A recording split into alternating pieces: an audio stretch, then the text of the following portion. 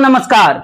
बहुत ही नमक है मुंबई की हवाओं में और उसी हवा तले इंडिया की बैठक से क्या कोई मिठास निकल पाएगी जो इस देश को संदेश दे पाए कि 2024 असल वैकल्पिक परिस्थितियों के साथ इंडिया खड़ा हो चले। क्योंकि पटना की बैठक में केजरीवाल दुखी थे, निराश थे, गुस्से में थे।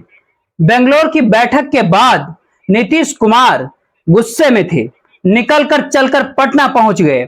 लेकिन मुंबई की बैठक शायद किसी ऐसे टेस्ट के समान है जो, और उसके सामने वो कौन सा फॉर्मूला जिसमें सवाल सिर्फ इंडिया के भीतर के सांगठनिक ढांचे को मजबूत करने भर का नाम है, बल्कि समूचे कार्यक्रम उस साथ लेकर चल रहे हैं। नेता की तस्वीर भी चस्पा हो हर जहन में और इस बात को इस देश के भीतर बिखेरने की ताकत रखती हो कि आखिर उसके पास कौन सा कार्यक्रम है, कौन सा प्रोग्राम है। क्या इस प्रोग्राम को रख पाने की ताकत मुंबई की नेता कर पाएंगे? मुंबई की मतलब है उद्धव ठाकरे और शरद पवार। मुश्किल यह है कि उद्धव ठाकरे के साथ खड़ी एक बड़ी लकीर खिसक कर बीजेपी के साथ ना सिर्फ चली गई बल्कि सत्ता संभाले हुए यही हाल शरद पवार का है। तो मुंबई एक प्रयोगशाला है और राजनीतिक तौर पे, जहां पे पैनिक बटन बीजेपी के भीतर क्यों दब गया? क्योंकि उसी दिन बैठक बुला ली और यह सोचकर बैठक बुलाई कि मैसेज हर हाल में शिवसेना और एनसीपी के भीतर जाना चाहिए कि हमारी कवायद कहीं ज्यादा महत्वपूर्ण है। लेकिन उसके आगे का पैनिक बटन दिल्ली में दबता है, क्योंकि अगर डिनर उद्धव ठाकरे इधर नेताओं को देंगे तो एक नाक जिंदे भी डिनर बीजेपी के नेताओं को, जहां पर एनसीपी से टूट कर आए नेता भी शामिल है, उन्हें डिनर क्यों नहीं दे सकते? तो क्यों नहीं इस पैनिक बटन को एक बार बराबरी के कवायद के तहत खड़ा कर दिया जाए? क्या वाकई ऐसी स्थिति? जी नहीं। मुंबई की बैठक का मतलब है एक ऐसा मॉडल उभरना जिस मॉडल के सामने बीजेपी के वो पुरानी रंगत एक झटके में आपको धूमिल दिखाई दे। तीन ही लाइन पर बीजेपी इस दौर पर चल रही है। पहली लकीर उसकी बहुत साफ है, सामने वाला भ्रष्ट है, यानी इंडिया भ्रष्ट है, उसके तमाम नेता करप्ट है, इसीलिए हमारी सीबीआई और ईडी चलती है। कांग्रेस और या कहे राहुल गांधी, उनके जहन में एक बात साफ है कि दरअसल कर्नाटक मॉडल इसलिए महत्वपूर्ण है क्योंकि उसने बीजेपी को करप्ट घोषित कर दिया, बतलाए कि कितना कमीशन किस तौर पे बीजेपी लेती है और तभी काम होती है। यानी जो करप्शन की राजनीति के दायरे में खड़े होकर बीजेपी इंडिया को कटघरे में खड़ा करती है, तो क्यों नहीं इंडिया उस कटघरे को उल्टा कर दे और बीजेपी को लाकर खड़े कर दे। तो प्रांत दर प्रांत क्या यह बताया जा सकता है कि मोदी सत्ता करप्ट है? क्योंकि इसका दूसरा हिस्सा उसके आगे का है, जिसमें डबल इंजन की सरकार जहां जहां है वहां वहां वो करप्ट है। वो कर्नाटक में करप्ट थी, वो चुनाव हार गई। वो मध्य प्रदेश में करप्ट है, जैसे ही आवाज उठी अलग अलग थानों में एफआईआर दर्ज करा दिए गए। और ये करप्शन का मोड क्या वो वाकई डबल इंजन का सरकार के साथ बीजेपी को करप्शन के कटघरे में खड़ा कर सकता है? प्रस्ताव बहुत सीधा लगता है, लेकिन इसके भीतर की परिस्थिति को समझिए तो बीते 9 बरस से लगातार मोदी सत्ता यही कहती चली आ रही है कि हम करप्ट नहीं है, हमारे ऊपर एक भी दाग नहीं लगा है। और डबल इंजन का मतलब होता है कि विकास की दोगुनी रफ्तार। ये दोनों मामले क्या इस इंडिया की बैठक में जो मुंबई में है वहां से उभर कर आएंगे और तय होगा कि निशाना कहां पर साधना है और निशाने पे कैसे मोदी सत्ता को लेना है। लेकिन नरेंद्र मोदी का नाम लेने की जरूरत होनी नहीं चाहिए, क्योंकि वो खुद ही अपने आप को डिफेंड करने के लिए बीच बाजार में आएंगे ही, वो जगह जगह रैलियां करेंगे ही, वो जगह जगह रोड शो करेंगे ही। और उस दौर में वो जिन बातों का कहेंगे उसके उलट की परिस्थिति पहले ही इंडिया तमाम जगहों पे अपनी राजनीति, अपनी रैली और अपनी प्रचार शैली के जरिए सामने रखती है। नारा भी होगा, झंडा भी होगा, एक नया चिन्ह भी होगा और उस नारे के इर्द गिर्द कहीं ना कहीं निशाने पे बीजेपी मौजूदा वक्त की परिस्थितियों के साथ खड़ी होगी। तो क्या ये प्रस्ताव बीजेपी पे भारी पड़ सकता है? लेकिन इसका एक तीसरा हिस्सा है तीसरा हिस्सा आरएसएस से जुड़ा हुआ है। आरएसएस को लेकर और नफरत की लकीर जो खींची जा रही है देश के भीतर, इन दोनों को मिलाकर एक और प्रस्ताव क्या कांग्रेस और राहुल गांधी रखने जा रहे हैं। यानी तीन एस्पेक्ट में राजनीति प्रस्ताव में तौर पर आने वाले वक्त में बीजेपी को कैसे कटघरे में खड़ा करना है। उसमें पहला हिस्सा बीजेपी का करप्शन, दूसरा हिस्सा करप्ट डबल इंजन की सरकार, तीसरा आरएसएस और नफरत की राजनीति। तो क्या बात इससे बन जाएगी या बात इससे आगे बनेगी जब आप तय करेंगे कि आखिर संयोजक कौन होगा। नीतीश कुमार बेंगलोर में रूठ गए थे तो यहां उन्हें मना लिया जाए, उन्हें संयोजक बना दिया जाए। सभी की सहमति है क्या? ममता बनर्जी क्या वाकई उनके पीछे खड़ी है? तो इस दौर में दिल्ली के भीतर से आवाज क्यों निकल करके आई कि केजरीवाल प्रधानमंत्री के कैंडिडेट के तौर पर उनका नाम सामने किया जाए? यह बोलने की जरूरत होनी क्यों चाहिए? क्योंकि कहीं भी अंदरूनी तौर पर चीजें चेक एंड बैलेंस हो नहीं पा रही है, यह भी एक सवाल है। और अब इसके बाद निकल करके आइए कि मुंबई की हवा के भीतर उस सियासी गलियारे में महसूस कीजिए कि जहां पर शरद पवार की राजनीति और उद्धव ठाकरे की राजनीति, वो इससे पहले कांग्रेस के साथ नहीं थे, कांग्रेस के विरोध में थे, कांग्रेस का विरोध करते हुए निकली हुई राजनीति। लेकिन मौजूदा वक्त में वो क्या शरद पवार और उद्धव ठाकरे दोनों समझ चुके हैं कि दरअसल इस देश के भीतर में जिस नेता को तलाशा जा रहा है वो नेता संयोग से कांग्रेस के भीतर से उभरता हुआ राहुल गांधी का चेहरा तो नहीं है। यानी चाहे अनचाहे राहुल गांधी और नरेंद्र मोदी आमने सामने 2024 में खड़े होंगे, इसको कोई नकार पाने की स्थिति में इंडिया के भीतर नहीं है।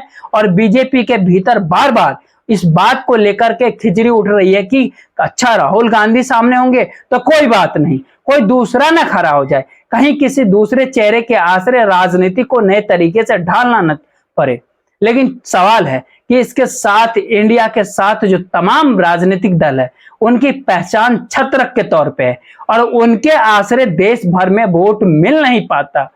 तो वो अपने लिहाज से जिस भी बात को कह रहे हैं वो अपने सौदेबाजी के दायरे को बढ़ाने के लिए कह रहे होंगे, यह भी सच है। लेकिन इसके आगे का सवाल जो इंडिया के भीतर इस दौर में और बड़ा हो चला है, खास तौर से उज्ज्वला योजना के तहत जब एलपीजी की कीमत यानी सिलेंडर की कीमत 200 रुपये कम की गई तो इंडिया ने यह मान लिया कि हमारे दबाव में यह हो रहा है। लेकिन बीजेपी के भीतर का सच यह है कि दरअसल बीजेपी का अंदरूनी सर्वे उसके संकट में बता रहा है, लेकिन सामने वो इंडिया को खड़ा नहीं कर रहा है। तो इसका मतलब क्या है? इसके दो ही मतलब है। पहला बड़ा मतलब है कि इस देश की जनता के भीतर कोई सवाल इंडिया को लेकर नहीं है, क्योंकि इंडिया उनके सवालों के दायरे में आता ही नहीं है। और बीजेपी का अंदरूनी सर्वे बता रहा है कि दरअसल जनता के भीतर मोदी सत्ता को लेकर सवाल खड़ा है, मोदी के चेहरे को लेकर के सवाल है, मोदी के गवर्नेंस को लेकर के सवाल है। और इस दौर में जो भी मुद्दे उठ रहे हैं उसमें महंगाई बेरोजगारी का मुद्दा हो या कोई तीसरा मुद्दा क्यों न खड़ा हो, सारे मुद्दे संयोग से मोदी के इर्द गिर्द जाकर के रेंगने लगती है। और यह एक खतरे की घंटी है। यानी 200 रुपये कम करना उज्ज्वला योजना के तहत जो सिलेंडर का, वो दरअसल इंडिया के तहत नहीं। ये मुश्किल ये है कि जनता को इसकी जरूरत थी, तो जनता को तो पेट्रोल डीजल की जरूरत, बट उसके रोजगार की भी जनता की जरूरत है। रोजगार जनता तो चाहती है महंगाई भी कम हो जाए, जनता चाहती है कि सामान्य तरीके से रहे। जनता के भीतर अलग अलग तबके की अलग अलग जरूरतें हो सकती है, लेकिन एक मोटी लकीर है जिसको बीजेपी और आरएसएस देश के भीतर जब खींचना चाहती है और नहीं खींच पाई तो उसके बाद उसे कमंडल के साथ मंडल को अपनाना था, जातीय समीकरण में जाना था। तो क्या ये माना जा सकता है कि पहली बार जनता के भीतर का जो दबाव उठकर बीजेपी के ऊपर पड़ रहा है उसमें बीजेपी फैसला लेने की दिशा में बढ़ रही है। और इसको इंडिया चाहे अपनी जीत बता ले, लेकिन मुंबई की बैठक 3 लहजों से बहुत ही महत्वपूर्ण है। पहली महत्वपूर्ण स्थिति यह है कि क्या वाकई इंडिया की तमाम राजनीतिक दल अपने अपने राज्यों में किसी दूसरे सहयोगी के साथ प्रतिस्पर्धा करते हुए नजर ना आए, इसकी गारंटी कौन लेगा? संयोजक लेगा, कोऑर्डिनेशन कमेटी का चेयरमैन लेगा, या जो 11 सदस्यीय कोऑर्डिनेशन कमेटी बनेगी उसको वो लेगी? कौन लेगा इसकी गारंटी? दूसरी बात, अगर लोकसभा के चुनाव सबसे महत्वपूर्ण मान लिए गए हैं तो क्या राज्यों की राजनीति को तिलांजलि दी जा सकती है, या सोचकर या कहकर कि राज्यों की राजनीति अलग होती है, यहां अपना अपना मुखिया चुन लीजिएगा और वहां पर आप राष्ट्रीय पॉलिटिकल पार्टी का हस्तक्षेप मत देखिएगा, आप हमारे साथ खड़े हो जाइएगा। ये जानते समझते हुए कि 2024 में ही हरियाणा, झारखंड और महाराष्ट्र में भी चुनाव होने हैं, जो कि तुरंत लोकसभा चुनाव के बाद होने हैं। उसके तुरंत बाद दिल्ली का चुनाव आ जाता है और दिल्ली का चुनाव 2025 के शुरू में होगा तो 2025 के अंत में बिहार का चुनाव होगा। और इन 5 राज्यों की राजनीति के मर्म को क्या एक तरीके से इंडिया अपने तरीके से खड़ा कर सकती है? दरअसल खड़ा कर पाए या ना कर पाए, बीजेपी के लिए पैनिक बटन इसलिए महत्वपूर्ण हो गया है क्योंकि वो जानती है कि गठबंधन शासित राज्यों में उसकी परिस्थिति उलट गई है। तो बिहार हो, वो पंजाब हो या वो महाराष्ट्र हो, और महाराष्ट्र की 48 सीटों के भीतर उसका परीक्षण शायद बहुत मुश्किल हो चला है, जो बिहार के भीतर में हो चला है। लेकिन बिहार से कोई उलट पुलट चीजें हो सकती है ऐसा बिल्कुल अभी नहीं लग रहा। प्रयास कर रही है, लेकिन ये प्रयास क्या वाकई में शरद पवार सामने खड़े रहेंगे और अजित पवार 2024 तक रहेंगे? यह सवाल अभी भी बीजेपी के भीतर है। क्या वाकई उद्धव ठाकरे एक तरफ खड़े रहेंगे और एकनाथ शिंदे दूसरी तरफ खड़े हुए हमेशा रहेंगे? यह भी सवाल उसके सामने है। यानी महाराष्ट्र की राजनीति के इर्द गिर्द पहला पैनिक बटन अगर बीजेपी के बैठक के जरिए यह सोचकर बुलाया गया है कि कोई भी दाएं बाएं ना हो, यानी कि उसके जहन में कोई खबर ऐसी ना आ जाए जिसकी कहीं वो शिफ्ट होने की स्थिति में आकर खड़े हो चले।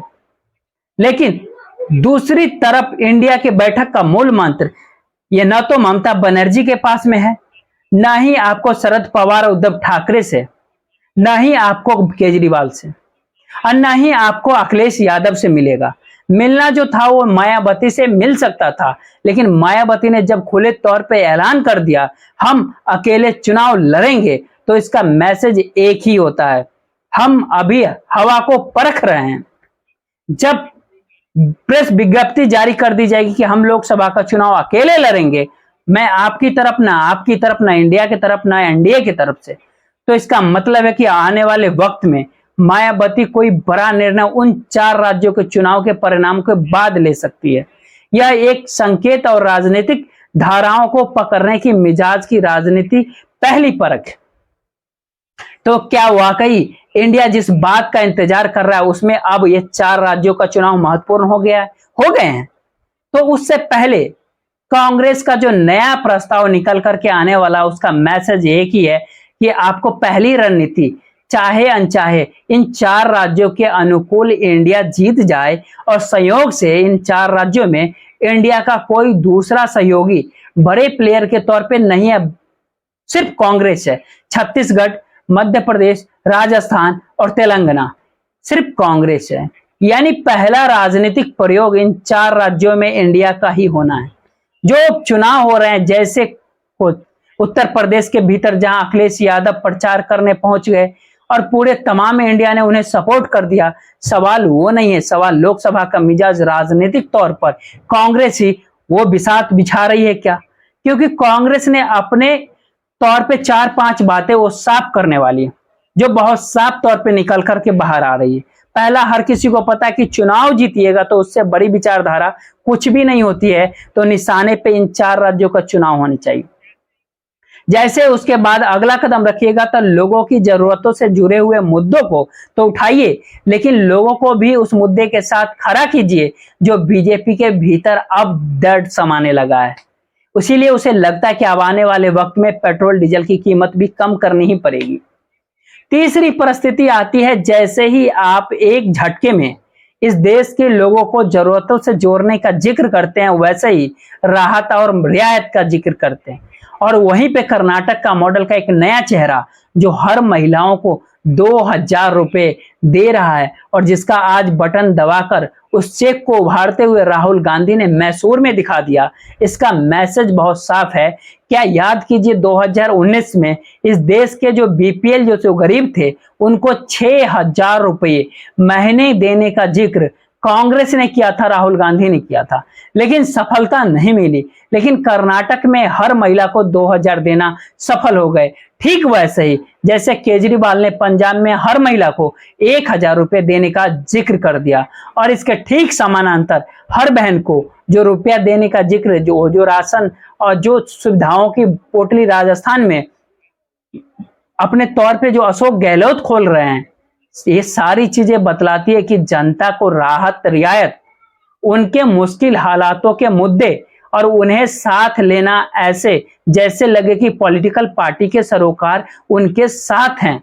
यानी राजनीतिक तौर पर सिर्फ इंडिया के ऑर्गेनाइजेशन को बनाना और उसको संगठित करने से जीत नहीं मिलेगी। यह बात कहने की स्थिति में राहुल गांधी इसलिए आ चुके हैं क्योंकि वो लगातार लोगों के बीच घूम रहे हैं, तो उनकी बातों को सुन रहे हैं। उनकी बातों से जो सवाल निकल रहे हैं वो सवाल उन्हीं की जिंदगी की जरूरतों से वो जोड़ते हैं। राजनीतिक तौर पर इससे पहले ये भाषा गायब थी, ये संवाद गायब था, ये सरोकार गायब थी। तो इस बैठक में राहुल गांधी जिन 4-5 मुद्दों के साथ सामने निकल करके आएंगे उसमें बहुत साफ है कि कर्नाटक के मॉडल में आर्थिक सहयोग का जो जिक्र है उसको किस रूप में रखा जा सकता है, राज्य दर राज्य ये समझना होगा और राष्ट्रीय परिप्रेक्ष्य में यह भी समझना होगा। दूसरी बात, जो विचारधारा का सवाल आएगा वहां पर चाहे अनचाहे आरएसएस को निशाने पर लेना होगा। उसमें कुछ बदलाव वैसे ही किया जा सकता है जैसे मध्य प्रदेश के भीतर बजरंग दल पर प्रतिबंध नहीं लगाए, जिसका जिक्र कांग्रेस के नेता कर गए। तो क्या राजनीतिक तौर पर कर्नाटक के भीतर का बजरंग दल और मध्य प्रदेश के बजरंग दल अंतर है, अलग है? यह एक मैसेज दिया जाता है कि दरअसल जो हिंदूवादी संगठन हिंदू के नाम पर इस देश के सियासत को साधते हैं उसमें एक झटके में अगर मुस्लिम गायब हो जाता है तो इस देश का मुस्लिम खुद को हाशिए पर खड़ा पाता है और उसको एक झटके ने रोशनी मिल रही है राहुल गांधी से। तो क्या अगर वो राहुल गांधी के चारों तरफ प्रांत दर प्रांत खड़ा है तो चुनावी जीत मिल जाएगी? जी नहीं, संभव नहीं है। यह वोट तो आपके पास फ्री ऑफ कॉस्ट निकल कर के आ गया क्योंकि वहां पर 36 का आंकड़ा बीजेपी ने खुद खड़ा किया है। तो क्या वाकई इसके बाद की राजनीति जो दलित, ओबीसी और आदिवासियों से जुड़ी हुई है उनको लेकर के किसी प्रपोजल के साथ अलग अलग प्रांतों में जहां रैली और उस राज्य में अगर किसी छत्रक की सरकार हो जो इंडिया के साथ खड़ा हो, क्या उसके जरिए किसी मुद्दे को उभारा जा सकता है? बंगाल के भीतर क्या दलितों का मुद्दा नहीं उठेगा? मुस्लिमों का तो उठता है लेकिन दलितों का क्यों नहीं उठ पा रहा है?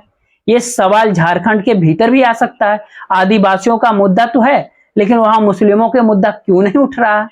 ये सवाल उत्तर प्रदेश, बिहार में भी उठ सकता है। मुस्लिम यादव कॉम्बिनेशन तो चलेगा लेकिन ओबीसी को लेकर और दलितों को लेकर के कोई बड़ा सवाल यहाँ पर क्यों इंडिया के साथ खड़ा नहीं होगा? वो कौन सी परिस्थिति होगी? और महाराष्ट्र के भीतर मराठा और न्यू सेक्युलरिज्म का जिक्र जो उद्धव ठाकरे कर रहे हैं उसके आश्रय चीजें जुड़ तो रही है लेकिन राजनीतिक तौर पर अगर आप ध्यान दीजिए तो मराठवाड़ा की अलग समझ है कि धर्म को लेकर अलग राजनीति है। पश्चिमी महाराष्ट्र की राजनीति बिल्कुल एक नई दिशा में जा रही है। तो क्या वाकई इन तमाम चीजों को एक साथ समेटने की स्थिति में इंडिया कैसे आ पाएगी? और इसी को लाने के लिए अगला प्रस्ताव इस दिशा में जाएगा कि क्या वाकई इस रैलियां जो सामूहिक तौर पर हर कोई एक दूसरे के साथ मिलकर करेगा तो उस राज्य के मुख्यमंत्री या राज्य के नेता जिनका वर्चस्व और जबरदस्त उस राज्य में होगा उसके साथ कांग्रेस कैसे खड़ी हो पाएगी और कांग्रेस शासित राज्यों में ताकि छत्रक कैसे खड़ा हो पाएंगे? यह सवाल और इसका रास्ता निकालने की स्थिति में क्या कांग्रेस आ चुकी है? जो उस प्रस्ताव का इंतजार इस रूप में हो रहा है क्योंकि जैसे ही यहाँ पे झंडे और चिन्ह का जिक्र करते हैं और नारे का जिक्र करते हैं वो सीधा हमला वैचारिक तौर पर होता है, लेकिन उसके बाद उस जनता का वोट जहां पर चाहिए उसके सरोकार को तलाशने की स्थिति में इस देश के भीतर की कोई राजनीति की इससे पहले निकल कर नहीं आई। बरसों बरस की राजनीति को परखते चले जाइए, अगर ये पहली बार कांग्रेस के भीतर, वह भी गांधी परिवार से निकल करके आ रही है, तो इसके दो मतलब बहुत साफ है। एक मतलब यह है कि कांग्रेस के भीतर का जो पूरा परिवर्तन है वो इस 2024 के चुनाव में नजर आने वाला है। यानी इससे पहले की समूची राजनीति का पूरा ट्रांसफॉर्मेशन राहुल गांधी के ही सही, लेकिन कांग्रेस के भीतर लाना ही होगा। और दूसरा सवाल है, इससे पहले जो वामपंथी राजनीति थी, उसके जो गरीब मुफलिस किसान मजदूर दिहाड़ी, इनके जो मुद्दे थे वह भी एक झटके में अगर कांग्रेस में समा चुके हैं, तो वो मुद्दे अब वैचारिक और विचारधारा के तौर पर इंडिया के भीतर कैसे समा जाए, क्योंकि इसके देश के भीतर के सामने जो मुश्किल हालात हर कदम पर बतलाते हैं कि मौजूदा गवर्नेंस ने इस देश के लोगों को और गरीब बनाया है। लेकिन ये बात कन्वे होगी कैसे, ये संवाद कन्वे होगा कैसे? शायद इसीलिए हमने शुरू में आपसे कहा कि मुंबई की हवा में नमक ज्यादा है, और मौजूदा वक्त में इंडिया की सोच में उस मिठास को पैदा ना सिर्फ अपने अंदर करना है, बल्कि अपने अंदर से बाहर भी निकाल करके करना है, जहां पर टकराव तो दूर की बात है, एक संवाद की स्थिति में लोगों से बने, और ये टकराव इस दिशा में ना जाए कि हमारा मॉडल बेहतर या तुम्हारा मॉडल बेहतर। शायद इसीलिए या इस राज्य की राजनीति जो राहुल गांधी ने सहेज करके रखना चाहते हैं, मुंबई की बैठक में जो जानकारी निकल करके आ रही, उसका मैसेज यही कि संयोजक कोई रहे, कोऑर्डिनेशन कमेटी का चेयरमैन कोई रहे, कोऑर्डिनेशन कमेटी जो 11 संसद, उसमें कोई भी रहे, किसी भी पॉलिटिकल पार्टी का व्यक्ति रहे। महत्वपूर्ण यह है कि 2024 को लेकर एक साफ राजनीतिक जमीन आप बना पा रहे हैं, उस जमीन पे खुद को खड़ा कर पाने की स्थिति में हैं या नहीं है।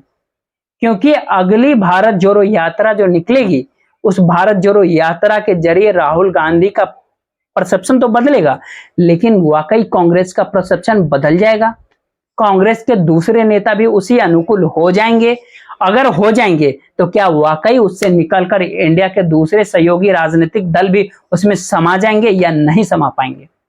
यह सवाल इसलिए महत्वपूर्ण है क्योंकि पहली भारत जोड़ो यात्रा जब महाराष्ट्र से निकली थी, उसके बावजूद भी शिवसेना और एनसीपी के भीतर कोई ऐसी परिस्थिति निकल करके नहीं आई थी जिससे ऐसा लगे कि वाकई उसके बाद एनसीपी नहीं टूटेगी। टूट गई, और उन तोड़ने वालों ने जो बयान दिए वो एंटी कांग्रेस थे या प्रो मोदी थे। उसके बाद वो राजनीति जानते, जब मध्य प्रदेश के भीतर भी गई तो वहां पर भी जो दूसरे राजनीतिक दल थे, छोटे छोटे राजनीतिक दल खत्म नजर आए, वहां पे कांग्रेस का उभार होने लगा, उसकी धड़कनों को लोग महसूस करने लगे। तो क्या ये माना जा सकता है कि मुंबई की बैठक दरअसल उस मुहाने पर आकर खड़ी हो चली है जहां से एक बड़ा राजनीतिक प्रयोग 2024 में दस्तक दे पाएगा या नहीं दे पाएगा? उसी की परीक्षा और उसी परीक्षा का फल 1 तारीख को निकलकर सामने आने वाला है।